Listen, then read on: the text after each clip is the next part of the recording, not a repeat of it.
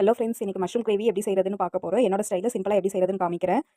அதுக்கு ஃபஸ்ட்டு ஒரு கடாய் வச்சுட்டு வேணுன்ற அளவுக்கு எண்ணெய் ஊற்றிக்கிறேன். பெரிய வெங்காயம் கட் பண்ணி வச்சுருக்கேன் பாருங்கள், இந்த அளவுக்கு பொடிசாக கட் பண்ணி வச்சுருக்கிறேன். அது சேர்த்துக்கிறேன். அது கூட கொஞ்சம் கருவேப்பிலை சேர்த்து வதக்கி விட்டுக்கிறேன். இப்போது ஃப்ரெண்ட்ஸ், இப்போ வெங்காயம் நல்லா வதங்கிடுச்சு. நான் தக்காளி பேஸ்ட் ஆட் பண்ணிக்கிறேன். இதில் வந்து ஒரு பட்டை, 3 லவங்கம், ஒரு பச்சை மிளகாய், இஞ்சி பூண்டு கொஞ்சம், தக்காளி ஒரு 3 தக்காளி அரைச்சி வச்சுருக்கேன் பேஸ்ட்டாக, அதை ஆட் பண்ணிக்கிறேன். இப்போ அதெல்லாம் ஆட் பண்ணிவிட்டு நல்லா மிக்ஸ் பண்ணி விட்டுக்கிறேன். இது கொஞ்சம் நல்லா பச்சை வாசனை போகிற வரைக்கும் வதக்கிக்கலாம். இப்போ பாருங்கள், நல்லா தண்ணியெல்லாம் சுண்டிருச்சு. பச்சை வாசனை போக நல்லா வதங்கி வந்துருச்சு. நம்ம காளான் போட்டு தண்ணியெல்லாம் ஊற்றி வேக வைக்கும்போது இன்னும் கொஞ்சம் அந்த பச்சை வாசனை இருந்தால் அதில் போயிடும். இப்போ நான் மசாலா பொருள் ஆட் பண்ணிக்கிறேன்.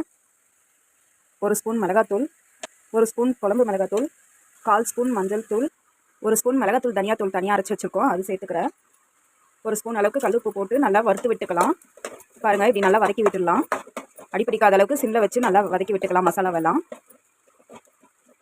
பாருங்கள், நல்லா வதக்கி விட்டுட்டு இப்போ நான் கொஞ்சமாக கொத்தமல்லி வந்து நம்ம தண்ணி ஊற்றி அரைச்சி வச்சுருக்கோம் ஒன்றும் பாதிமா, அதை கொஞ்சமாக ஊற்றிக்கலாம். ஊற்றி நல்லா கலக்கி விட்டுடலாங்க இந்த மசாலா கூடவே.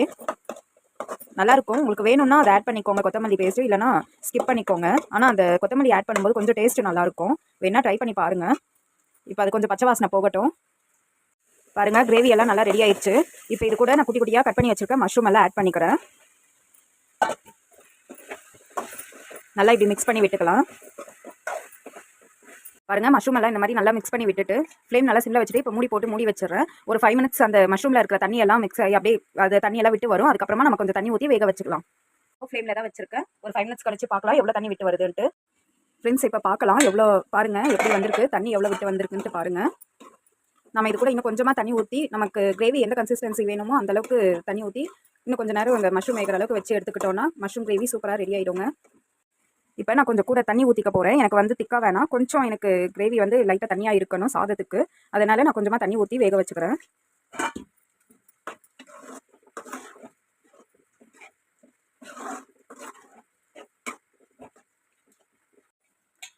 இது மூடி போட்டு நல்லா மஷ்ரூம் வந்து நல்லா வெந்து வர அளவுக்கு வேக வச்சு எடுத்துக்கலாம். அப்புறம் பார்க்கலாங்க, ஒரு 5 மினிட்ஸ் கழிச்சு பார்க்கலாம். ஃப்ரெண்ட்ஸ், இப்போ பாருங்கள், நல்ல டேஸ்டியான மஷ்ரூம் கிரேவி ரெடி ஆயிடுச்சு. இதுவே உங்களுக்கு சப்பாத்திக்கு, இட்லி, தோசைக்கு இதெல்லாம் சாப்பிட்ற மாதிரி இருந்துச்சுன்னா, அதுக்கெல்லாம் சைட் டிஷ்ஷாக இருக்கணும்னா நீங்கள் கொஞ்சம் நல்லா திக்காக இருக்கும்போதே இறக்கிக்கோங்க. அப்போ தான் நல்லாயிருக்கும். இது வந்து நான் சாதத்துக்கு இந்த அளவுக்கு வச்சு எடுத்துருக்கிறேன். கண்டிப்பாக இந்த மஷ்ரூம் கிரேவி உங்களுக்கு பிடிக்கும்னு நினைக்கிறேன். உங்களுக்கு பிடிச்சிருந்தா லைக் பண்ணுங்கள். நீங்களும் ட்ரை பண்ணி பாருங்கள் ஃப்ரெண்ட்ஸ், நல்லாயிருக்கும். ஓகே ஃப்ரெண்ட்ஸ், நெக்ஸ்ட் வீடியோவில் மீட் பண்ணலாம். பாய்.